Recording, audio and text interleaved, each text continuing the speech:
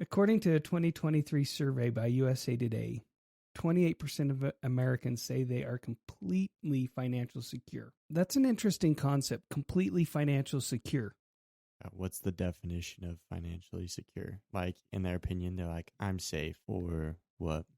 It's a great question, Gideon. Gene, Ashton, any thoughts on that? My guess would be to give it like a common theme or bar, I guess, to hit. I'd say maybe, would you be good for 3 months without any income? How far you could go with that? And you're, okay, I'm secure. I have this much wiggle room, I guess is how I'd define it. Okay, interesting.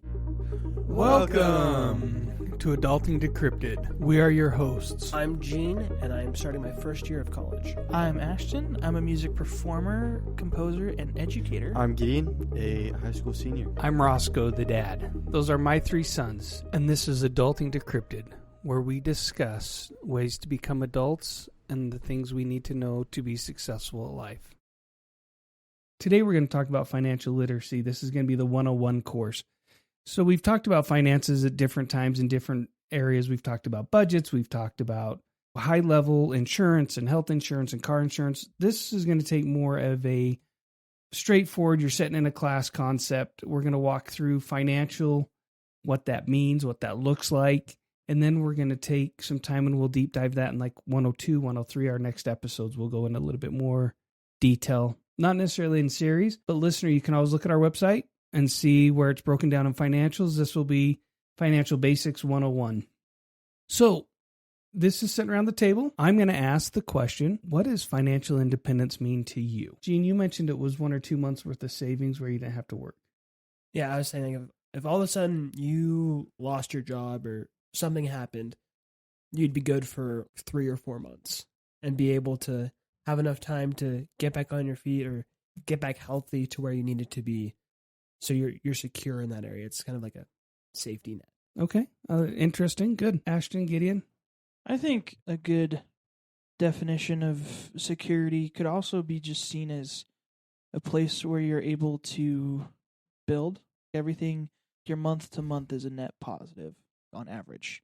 So you don't have, like, there's paycheck to paycheck, but then there's paycheck to paycheck with just a little enough left over to put stuff aside. Like, it's just a constant building, I think, is what I'd think of. Thank you. Gideon? I mean, when you stated the question, you said that it's an opinion-based question. Our answers are opinions. And I think that also is part of the financial stability is what you think it is.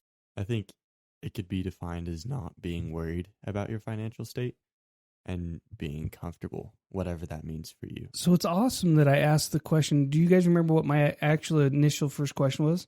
What is financial independence? And where did we take it from there as a group? Stability. Financial security. Interesting, isn't it? I asked what financial independence was, and we turned it to security. And it's not wrong, but it's the way I've raised us, and it might be wrong. I want you to step back and think of financial independence as a little bit different than that. Financial independence still is a emotion-based decision. For example, it might be for one, financial independence means I don't have to work a day in my life.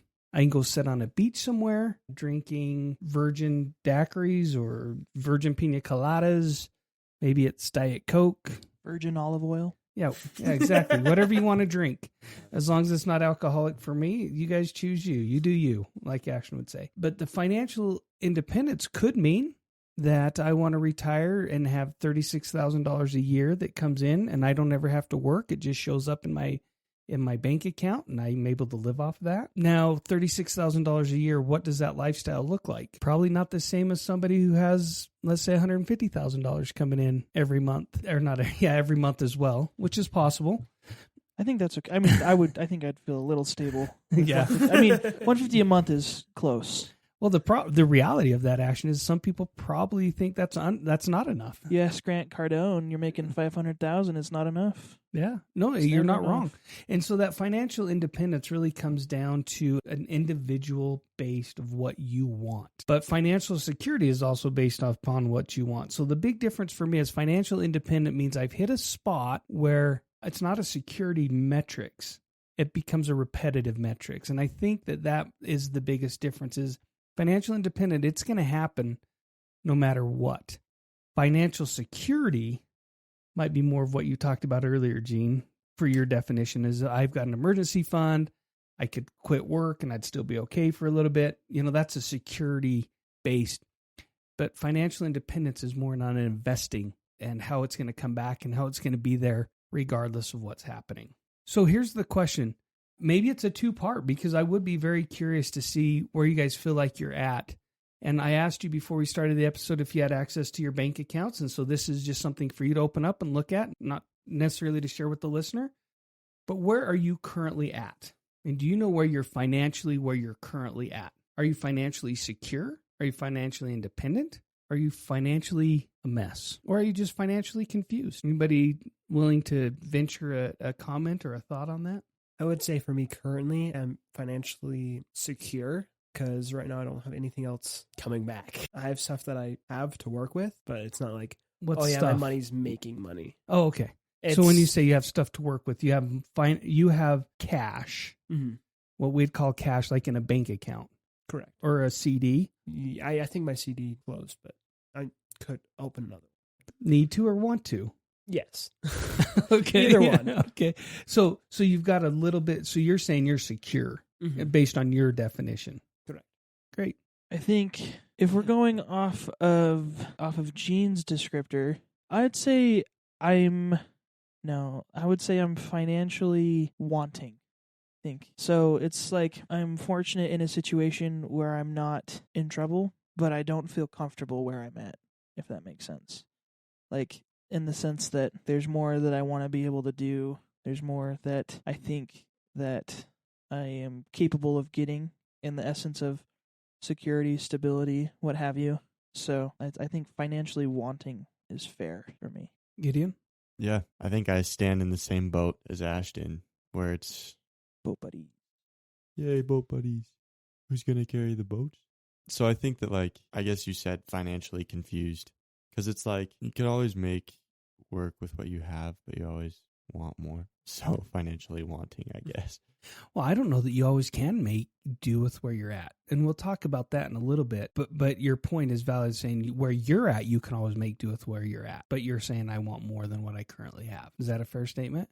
Because, and the reason why I'm asking that, Gideon, you're 17. Ashton, if he stopped working tomorrow, stopped bringing in money, what would happen? I'd run out of money. Fairly fast, right? Yeah. And so it comes a point where you can't feed yourself and can't take care of yourself. So I'm not trying to pick on you, Gideon. I'm just thinking sometimes you don't have, not you, sometimes the listener might not have anything, right? They might be negative. Right. And that's a real place people find themselves at for whatever reason, whether it be life. You guys were born fortunate in a household where I made enough, which is a debatable term, and given you some opportunities. Well, I would say that, like, just recently in college, I was just about as close to zero or beyond as you could get when I was at college.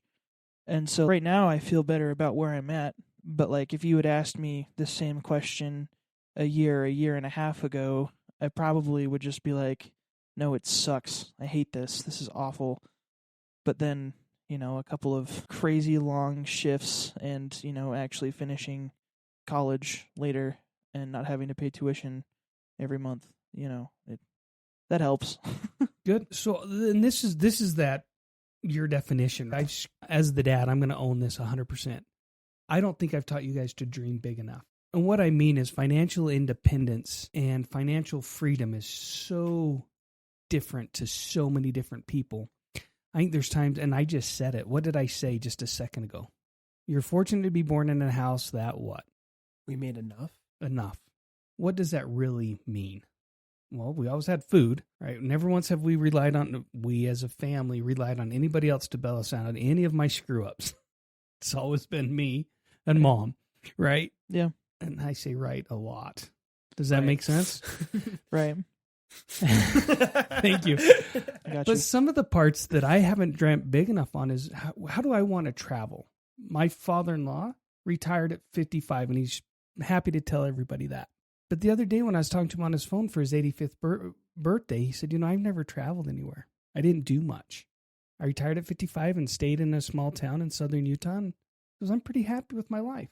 Gideon, I think you and I had this conversation, didn't we? Yeah, we did.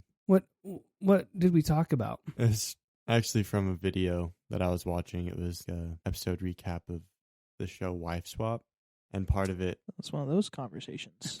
Yeah, it's different than what No. than what you and I thought. Okay. But one of the wives came from like this wealthy family that had less like military dad that was always super intense on everything, and then the other one was your relaxed family. And so the wealthy wife, her always pushing to be better wife, came over to the other family, and she's like, "You guys need to make more money. You need to do all this stuff."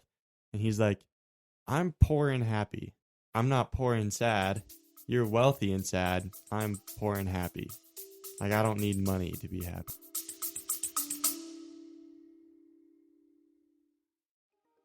Hello. If you're listening to this right now, that means you're currently listening to an episode of Adulting Decrypted. And let me just say thank you. My name's Ashton, one of the hosts of Adulting Decrypted, and I wanted to steal a quick second of your time to do a shameless little plug. If you've listened to our podcast for any sort of time, you know that we talk about a bunch of different stuff all about adulting. Because our goal is to help individuals in this task we call adulting. Now, we have just revamped the way that we do this. If you go to adultingdecrypted.com, you can see all of our episodes sorted out by category.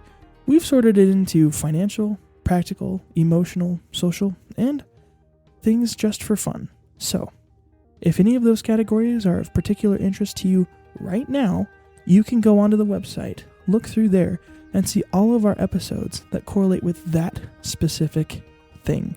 This website's completely free to use. It's just another tool for our listeners to find things that are more important to them now. So, for example, if I was looking at it, I'd scroll through and say, hey, you know what? I want to see what the Adulting Decrypted crew has talked about socially. Well, one of our first episodes, season 1, episode 3, how do I talk to people? That's where we talked about all how to talk to people. So if that's something you want right now, you can go find that right now.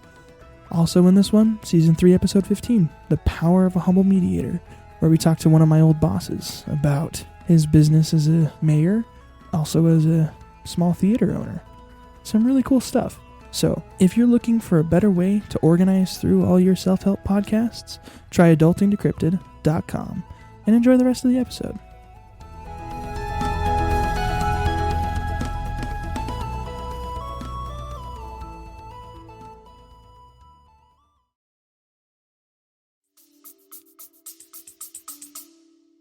Yeah, thank you, Gideon. That was exactly a recap. And my statement on that is I'm all for that guy. Makes sense to me. And he's pushing his kids in a different direction in the sense that they're learning how to build crash and derby cars. They're doing some fun stuff. He actually is working pretty hard to be, what did he say? He actually said fat. I think you said fat and fat and happy or finance. Anyways, he also mentioned he's just happy. He's happy with where he's at. The only caveat I have on that, as long as you're not taking from others, right? If I was on social, relying on other people to take care of me, I would say, hey, hold on a second. It's not enough just to be happy. Happy's okay as long as you're taking care of yourself. And so what you have to do is you have to look at what we're going to get into next, which is where are you really currently at and what's your net worth.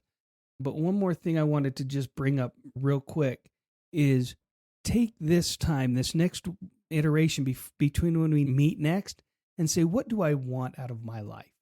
Where do I want to be in 5, 15, 25, 35 years from now? Because what's weird, and it's mind-boggling to me. Ashton, how old are you? 25. How old am I? 50. Good math. I wouldn't have been able to answer that question a couple months ago. We're exactly 25 years apart. And so when I look at Ashton, I realize that 25 years ago, I was where he was at. I had just barely graduated college. I was just barely starting to feel my own way about where am I at financially? And what I didn't realize is some of the principles we'll teach about in investing. We're just going to do a real high level course. How much investing now affected me in the future. And by defining a little bit of what Mom and I wanted, helped, I wish we would have spent the time to dig a little bit deeper. And we'll talk more about exactly how to open up accounts and different accounts in 102. So just bear with us until we get to 102, but now's the time to dream. Write down what you want. Gideon says, I want to be down by the van by the river. That's awesome. How long do you want to work? Do you want to work? And because you can work really, really hard. I've worked with ski instructors and you work really, really hard to act like you're barely working at all. And you have to ask yourself, which one am I doing? Am I working really, really hard to look like I'm independent? Or am I truly independent? Am I really financially independent? Okay. So, and I asked this question a little bit premature, but where are you at now? And you guys all kind of answered. If I could, Ashton, if I can recap what you said Sure. you're financially wanting. Yep. Gideon said probably the same, financially wanting. Gene said he's financially secure at this point in time. So I just want to reiterate that we're going to talk about financial independence later and in more detail and some definitions in 102. But let's talk about currently where you're at and how do we really find out where we're at? Well, the first thing to figure out is what's your net worth? Does everybody here know their net worth? Now, real quick while you're thinking about this, I want to be real clear. Your net worth, which is a financial number, is not, once again, I say is not correlated with your personal worth. Okay? Because we get talking about this and sometimes we go in a church area where we're like, what's your calling? Oh, you're not important enough. What's your degree in? Oh, you didn't graduate college. Your self-worth is independent of any of this. Okay? You're loved and you're cared for. You're important. Does everybody get it? Yep.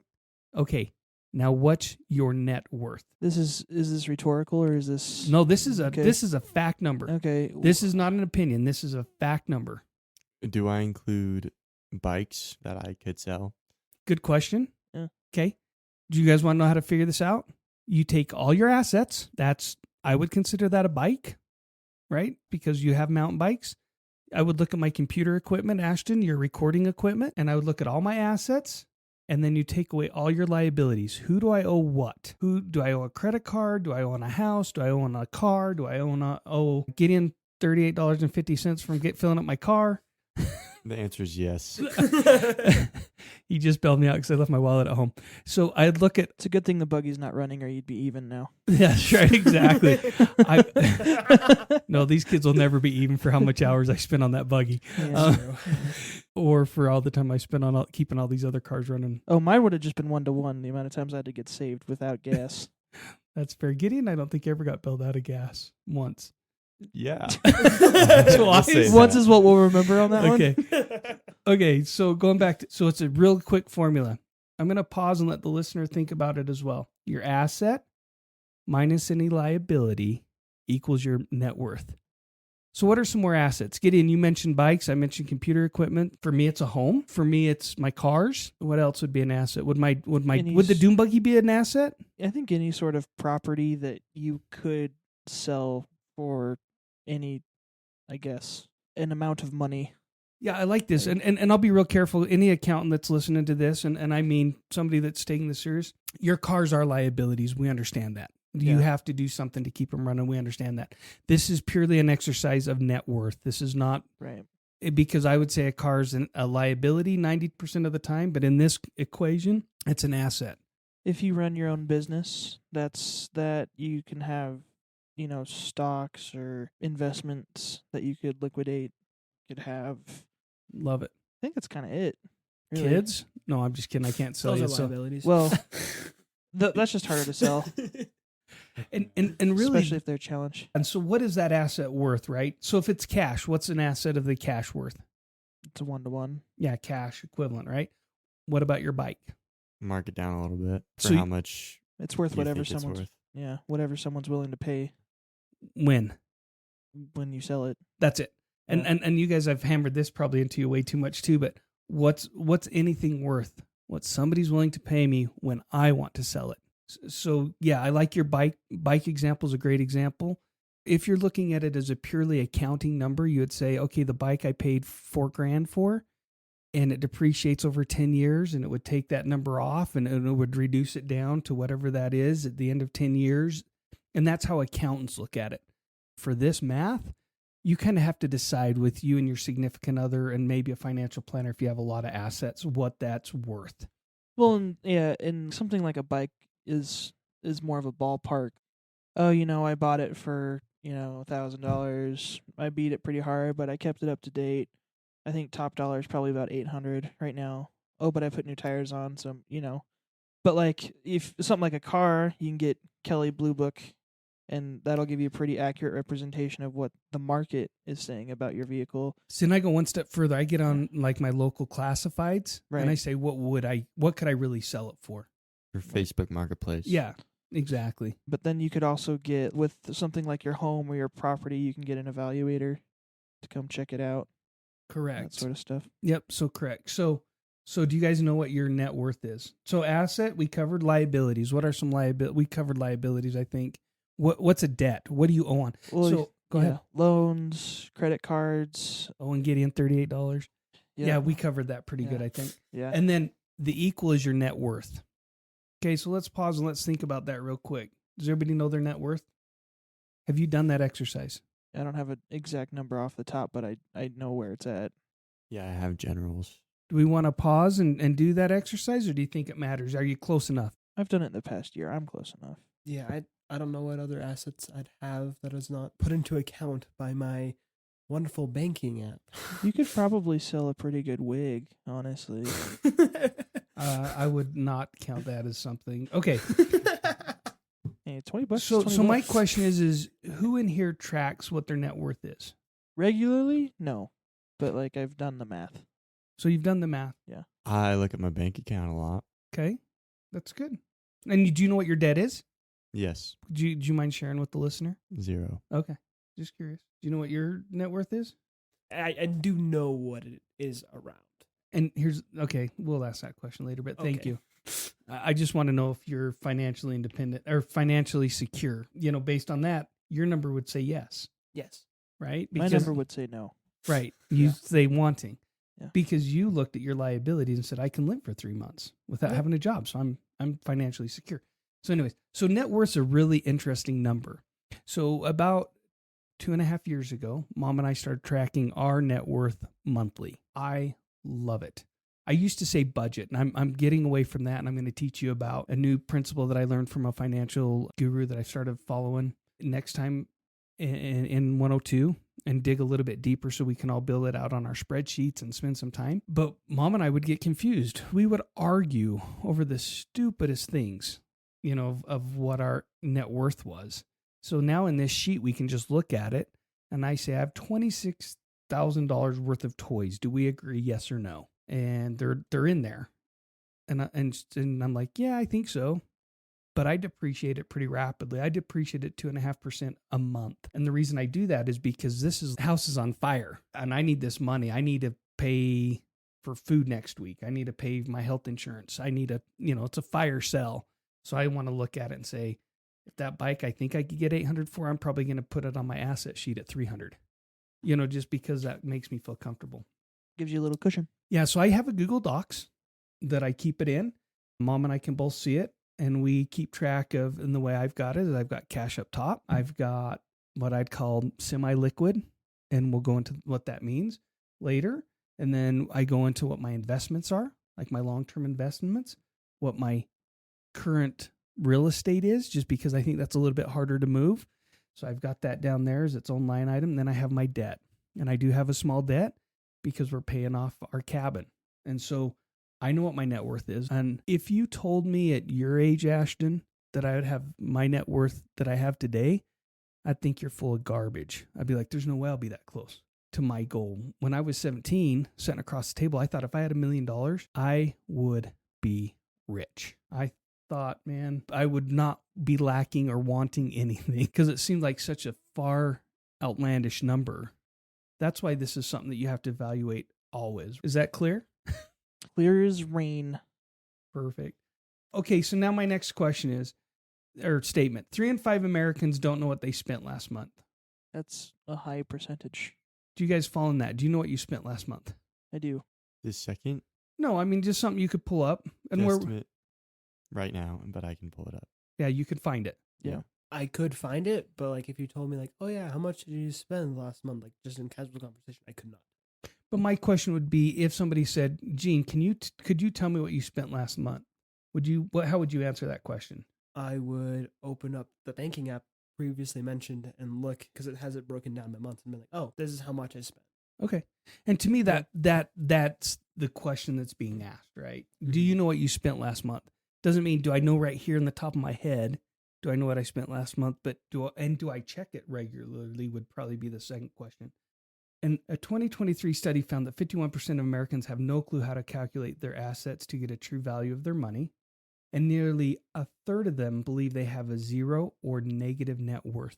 So is that third the part of the 51% that don't know? You know, Or is that's that just 100%. Like, it's two different statements. And Okay. so that third is, if you had 100 people in here, 33% of them, 33 of them. yeah, thank you. Yeah. Yeah, not a percentage, 33 of them Yeah. would actually say they have a zero or negative net worth. My question to you is there's 4 of us. Yeah. So that means that one of us has a negative net worth. Do you have a negative net worth? Yeah. You're pretty sure of that? Almost certain. Well, I mean, yes. Yeah, I do. Okay. But you don't believe it, you know it. Yes. Okay. No, I've done the math. Okay. So this is good. This is where we get to our next step. Is the first thing we need to figure out then if we find ourselves in that scenario is what? What do you think your first step is? Well, I think the first step is the classic Gordon Ramsay snowball. Dave Ramsey or Gordon Ramsay and Oh, did I say Gordon? You're an idiot sandwich. That's funny. I've been watching some of his stuff recently. He's a killer teacher, so it's just been Gordon or fun. Dave? Gordon. Okay. But Dave is cool too. I've been actually seeing some of his stuff too. Yeah, no, Dave Ramsey's Debt Snowball I think is probably the first because that's assuming though that you've done all the math and you know the situation you're in. So then you've got to do the math of how to start moving in a positive direction, which then includes taking that equation that you've done and adding your income versus expenses over time. So that would be, yeah, that's a good point. I like it. To say, am I making enough, right, over Yeah. what my expenses are, right? That's that same easy, it's a different equation, but it's easy, right? Yeah, well, Do you remember what I called that? And I called that earlier in a different financial episode. Your Uh, income minus your expenses. equals your ability to save or your ability to grow.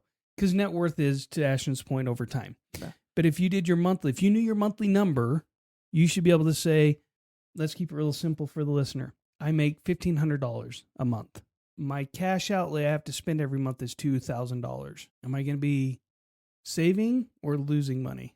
Losing money. By how much? $500. And if you don't have a safety net, what happens? You lose. You go into debt, right? Yeah. I mean, that's the only place you can do it. So what is that snowball effect, Ashton? You were talking about snowball. Well, so Gordon Ramsay's Debt Snowball. So you're in Dave. debt. I'm gonna keep doing that too. I know It's you're you're gonna have to get like an AI voice and edit it in, just like. Dave. So my good friend Dave, or Mr. Ramsey. yeah. See, then everyone will assume the chef. That's so funny. Now I feel scared. So Dave Ramsey talks about the debt snowball. So once you've figured out what you've got to do, once you've figured out all this math, when you get to the debt stuff, the first thing that you do is you look at all the debts you owe. You find the one with the highest interest rate. You pay off the minimums for everything. And then with your budget, with any spare room you have, take what you're willing to put into the largest amount of money that you owe or the one with the highest interest rate, excluding something like a house payment. You pay that off first. And then what happens is then once that debt's paid off, you have the monthly payment that you owe, plus the extra that you've been paying with that. You then take those and put those towards the next one. And then once that one's paid off, you put that to the next one. And in theory, those all start accumulating. So then once you're out of the debt snowball, you can keep moving forward then into a positive financial state. Perfect. That's a great explanation of the debt snowball. From Dave Ramsey. Yes. Yep. And so my question to you, listener, and maybe it's Ashton, have you done that math? Do you know where all your debt lies, where all the bodies are? Like, do I know all of the places that I owe debt to? Correct. Yes. And do you know your interest rate on all of them? Yes. Ish. So what Yeah. I would ask you to do for the next episode, and this is for the listener, not just Ashton, right? Because we know that there's at least a third in here that will be in your situation, probably more because of where we're at, right? You guys are just starting life and school. It could be a student loan. It could be a car loan because you started your car. It could be credit card debt. It could be. Let's hope it's not. Let's hope it's a student loan. Just because they're more forgiving. It's a little bit lower interest rate. But find out where they're at and have it on a spreadsheet so that next time we're doing this, you can step back and look at where my money is. And then the other thing I'd challenge you as the listener is to know what your monthly expense is. Now, Ashton, you're in a unique situation, and you're probably not the only one. You're in this gig economy. Gig economy, for those who don't know what that means. It just means you gig, or you contract, you find work, and you do all these odd jobs, maybe is another way to think of it, too. Yeah, I like that. And so what does that do to your income? Makes it really freaking weird. It is weird. Versus just showing up at a job, 9 to 5 job. I know that I'm going to make $15 an hour. After taxes, it's going to be like $8.50. And I know that that's where I can start planning on all my money and where it goes and how to divide it up. Right. As a gig economy, we're going to have to look at that a little bit different. So we'll build that into the episode. So thank you for sharing that. Right. And how do we account for that? Thanks for being so candid with the listener. Okay, so then let's say that we can get our debt figured out. Then you have this decision you're going to have to make, and this is where I wanted to go with it next, is you build this emergency fund. An emergency fund is what? What have we talked about in the past about emergency fund? Besides necessary. Is that how much you need to pay for a certain amount of time? Is that what I was kind of referring to before? Yeah, Gene would call that financial security, right? Yeah. Because to you, you've got something that can cover you through a gap. For me as an independent contractor, and have been for a lot of times, my emergency fund looked very different than other people's. My emergency fund, I've been out of work almost for a real year, and then I found some other work, so it really is only like 5 months of truly out of work, and then I've been underemployed for a while as I'm launching my new business, and so that emergency fund is what's bridged this gap so that I haven't had to go into debt. And so that's what that emergency fund. But if I was a college student, I'd say, hey, $500 is for an emergency. Well, what kind of emergency? I blew a tire, got a rock in the windshield. Teacher said I needed new books. The hot girl finally said yes on a date. That is an emergency. I know I've had these. I'm trying to think of more. Yeah, you've had a lot of emergencies, right? Oh, you got to go to a doctor all of a sudden. Yeah. Out of nowhere. You weren't planning on.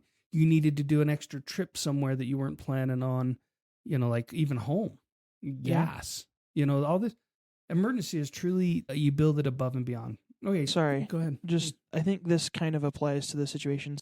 Because sometimes the issue, like one of the things, I work at a school and they pay monthly, which sucks. But when it comes to running into emergencies, you're going to have that money. And there's companies and businesses that they say, well, just tell us how much you're going to make on your next paycheck and you can just get it now. And when you get it, just give it to us so you can live with that money. Would you advise individuals to go for that sort of thing? Absolutely not. Right. Because they're very predatory in nature. So if you go to somebody like that and you take out what they call a payday loan, they have a lot of fees and their interest compounds daily. And so if they say, oh, look, but your credit card's at 18, but we only charge 15%, an 18% compounded monthly is very different than a 15% compounded daily. So daily, if it was $100, it'd be, $1.50 versus $1.80 at the end of this month. Well, that's $1.15 or $1.50 on the first day. Then it's $3.25 because they get to add that extra $3 that you owe them. So before you know it, before you get your paycheck, you're deeper in debt, and then you go to try and pay that off. And the problem is your paycheck doesn't cover even, or sometimes let's say they do compound it monthly and they're very fair with their interest because they've been looked at and scrutinized by the federal government. The problem is going to be the origination fee. They're going to say, hey, Ashton, yeah, that's great. I'll do that for you. I'll pay that, but it's a 25% origination fee. And so all of a sudden you've dropped your paycheck by 25%. Right. So that would be the last place I'd get money. The first place I'd get money would be trying to pick up an extra job, right? A little bit more of a hustle, right? So you're like, oh, crap, the school's not going to pay me now for another month. I'm going to go drive Uber, or I'm going to go work at McDonald's for 2 weeks, or Then the second place, I would go ask family. Say, hey, I'm in a tough spot. Here's my paper. Can you help me get out of this trouble? Right? And then my third would be, if you didn't have an asset, I need to think through that. Then I'd maybe use a credit card, and then a fourth might be that option. Yeah. But no, absolutely not. So you're not in that trouble, are you? No. Okay, you scared me. No, for I a was just second. thinking about it. Well, because Your face was a genuine question. I got concerned. no, Listener, it's a fair question. I'm glad you Yeah, asked well, because it is advertised. well, and like a lot of the businesses, like you'll drive past something like a Wendy's or a McDonald's, and on the sign it'll say when you get a job here, like this is different, I guess, but it's like they do daily pay now as well. Yeah, So you and get- I would take daily pay in a heartbeat. So like, and that's just another version of it, and it made me think about businesses where it's like you can get there was a while there where I was getting tons of ads for an app that you could install that was essentially like paying your money before you got it, sort of stuff. Oh, that's wild. Yeah. You know, and the other one, and this is not that, but if you go to check out, someplace they'll say, "Oh, don't worry about paying the full price. It's 4 payments of $25." You know, and you're like, "Oh, really?" And then you read the fine print. They're like, "Well, really, the first 2 are 25, and then the interest kicks in, and it's, you know, they'll break it down." I can't remember what the name of that company is. Some of those are honest though. Like I know there's a music audio company called Sweetwater, and they know music gear is not cheap and it's not something you always want to pay for. So like I've had times where I've wanted or needed gear to use, but it's been I could buy this all out right now, but I don't have to. So I can space it out and I can subscribe to my purchase for 3 months and it'll be fine. Yeah, and if you pay on time and that's how it's written, it's Yeah. great. It's just a risk, right? You need to make sure that paycheck's going to come. So we've hammered debt pretty hard. So emergency fund, what you fund next, and then you talk about long-term investment, and we're going to talk a lot more about long-term investment and why you need to start now. Gideon, you should really do some before you leave. Gene, you should do it now. Ashton, as soon as we can right side that, you should do some. Go ahead. This isn't today's conversation, right? Correct. Are you planning on talking about investing apps like Robinhood and stuff? I'm going to talk about Robinhood. I'm going to talk about Fidelity. I'm going to talk about 401ks and IRAs. Cool. And why, if you had a big job like Sabrina, I'd say get into your 401k.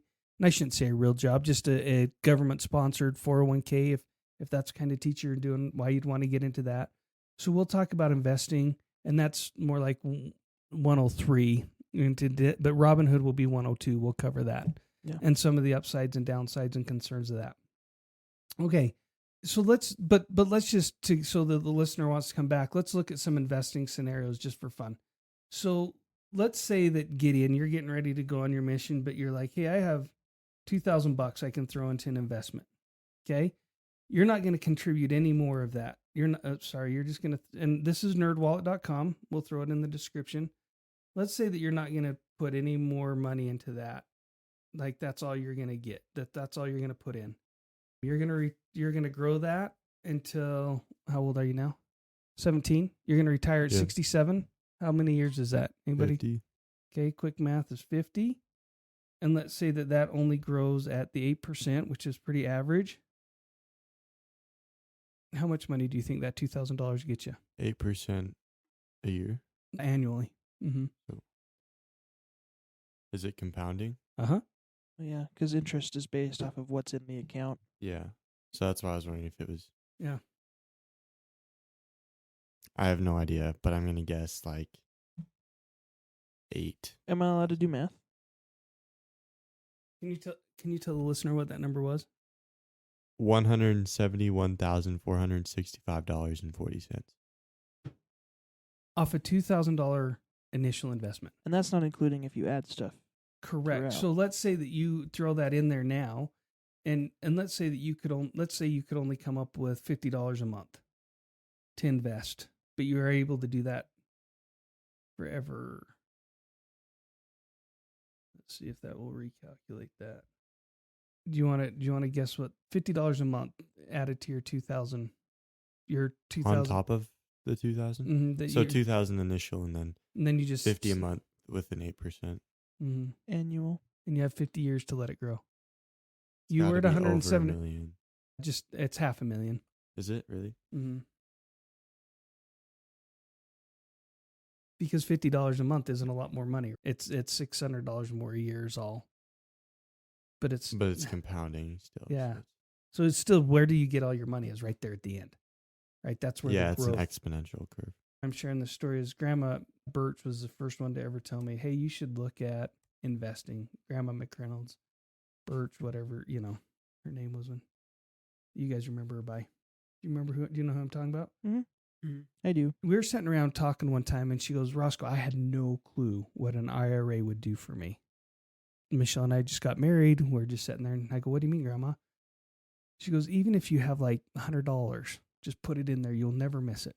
I'm like, Grandma, how can you say that? I'm a broke college student. I felt a lot like Ashton probably does right now where I'm going, look, I don't even know where up is.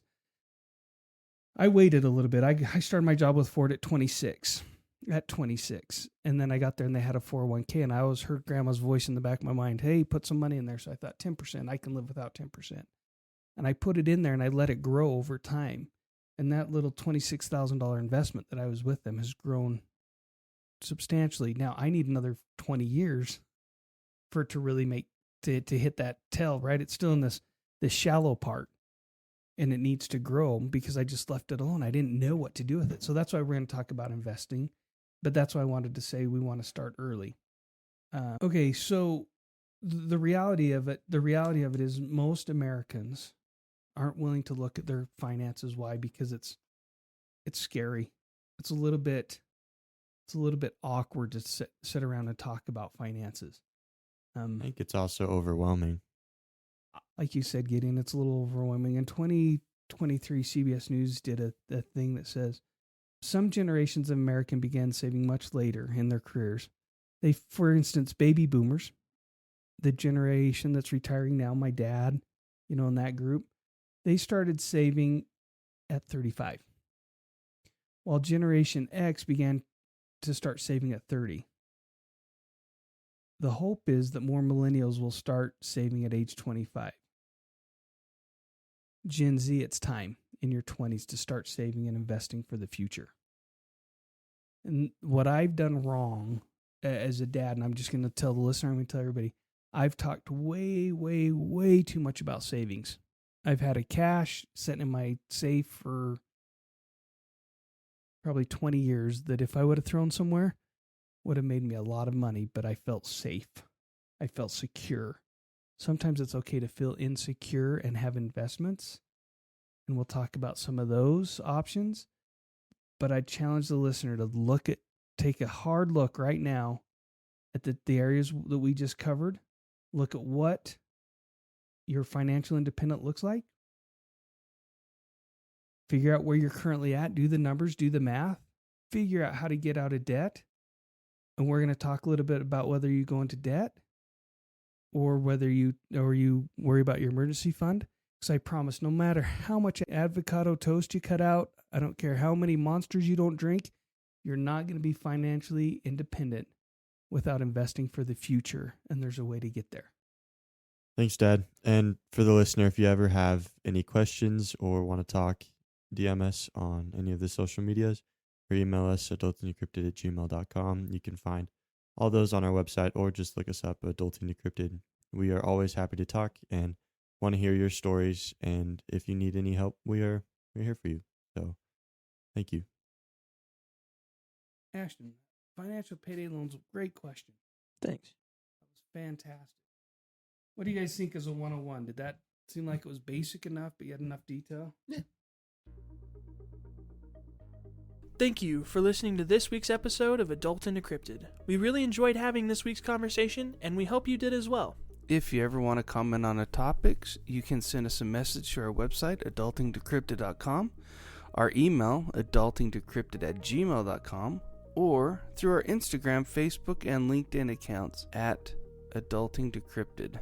If you have any topics for the show that you would like us to talk about, or if you are a parent and want us to talk about something your kids should know, send us a message on any of the accounts mentioned. If you'd like to be a guest or have an idea for someone you think we should have on our show, feel free to send us an email detailing your thoughts to adultingdecrypted@gmail.com. Adulting is teamwork. We have merch. If you want to show off your Adulting Decrypted pride, check out our website, adultingdecrypted.com, or our partner website with shop.spreadshirt.com/adulting-decrypted. Lastly, if you enjoyed the show, please consider supporting us on our Patreon at Adulting Decrypted. Along with the benefits that come with our Patreon, and trust us, there are some pretty good ones in there, You will not only be helping us continue in the effort to make great content, but you will be part of a community of individuals all trying their best to adult. We appreciate you listening, enjoying, and leaving your positive reviews. Now, the special song from Gene and Gideon.